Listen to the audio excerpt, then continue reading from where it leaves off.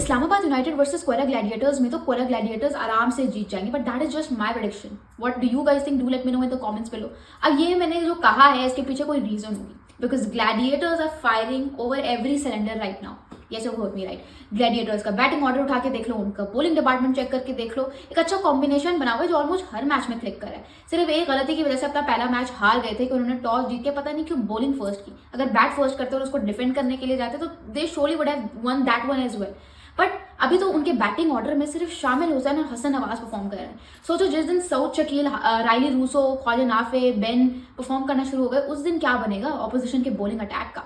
अब बॉलिंग में बात करो तो spin duo of Usman Tariq and Abrar Ahmed जिस कदर ruthless middle order economy provide करते हैं, कम से कम टारगेट भी आराम से डिफेंड कर लेंगे. और फिर अहमद दानियाल जैसी इकोनॉमिकल बॉलिंग करवा रहे हैं, अलजारी जोसेफ जैसी फास्ट बॉलिंग, किसी ऑपोजिशन के बैटर्स को क्या सुख का सांस लेने को मिलेगा?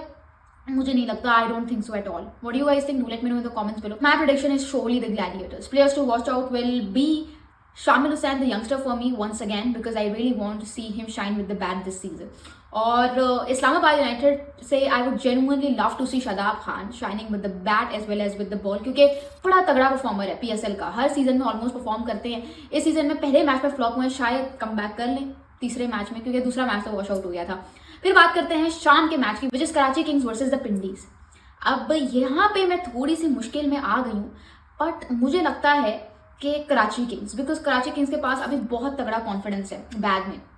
लगातार 2 मैचेस जीते हैं. They are the unbeatable side at the moment. And most importantly Pindiz अपने ब्लंडर्स की वजह से भी हार सकती है, कंसर्निंग द फैक्ट कि मोहम्मद रिजवान उस मॉडर्न डे कैप्टनसी के साथ अपने आप को इवॉल्व नहीं कर पा रहे. He needs to realise this कि कहीं ना कहीं अब उनकी बैटिंग में वो चार्म नहीं रहा. अगर उनको लोअर दी ऑर्डर भी आना पड़ रहा है तो उनको आना चाहिए.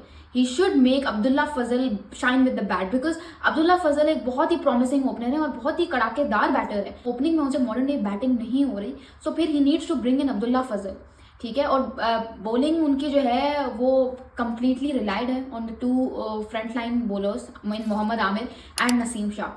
नसीम शाह का मसला बॉलिंग के अलावा भी बहुत सारी चीज़ें हैं, बट उनकी प्रैक्टिस सेशन मैंने देखी और उन्होंने ये इतने 6-6 फुट के वाइड्स करवा रहे थे.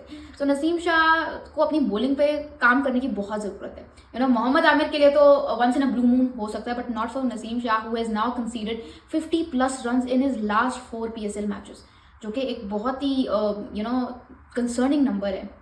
Players to watch out for me will be Naseem Shah and Mohammad Amir from the Pindies, and Abbas Afridi and David Warner from Karachi Kings, because I genuinely want to see David Warner scoring some runs tomorrow, क्योंकि attack बड़ा तगड़ा है पिंडीज का.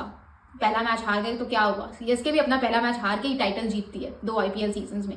So you never know, पिंडीज शायद अपना पूरा जोर लगा दे कल कम बैक करने में. What do you guys think? और आपके क्या players to watch out for हैं? Do let me know in the comments below.